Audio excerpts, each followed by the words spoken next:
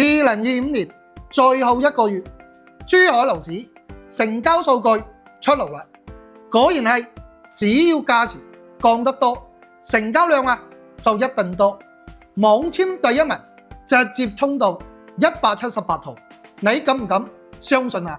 我哋先嚟睇下整體嘅數據。12月住宅新房網簽一共係1135套，環比11月咧冇咩區別，同比舊年12月係下跌咗46%，哇，幾乎少咗一半。12月賣得最好嘅10大新樓盤，睇下有冇你關注或者係你買咗嘅。第10名五洲家園網簽咧25套，第9名粵海十貴府網簽26套，第8名南江博愛同樣係26套，第7名啦龍湖天蘭網簽咧28套，第6名華發嘅珠海灣網簽33套，第5名御金山網簽咧34套，第4名啦中海環宇天下網簽係38套，第3名萬舒 K 里網簽咧40套，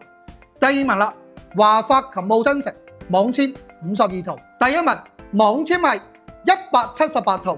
佢就係航城山海匯啦。呢個樓盤咧應該好多人都唔識，但係點解會成交咁多呢？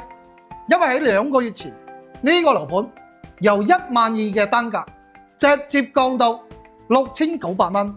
所以咧喺短短唔到1個月嘅時間就清盤咗200幾套。同時呢個樓盤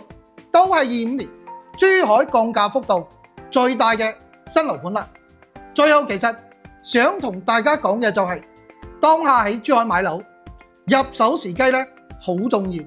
就例如航城山海匯呢個樓盤，如果你係9月份之前入手嘅話咧，單價就係12000蚊啦。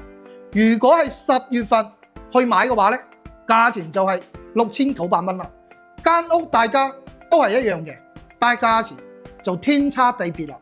如果有準備喺珠海買樓，但又驚買錯或者驚買貴嘅朋友，你不妨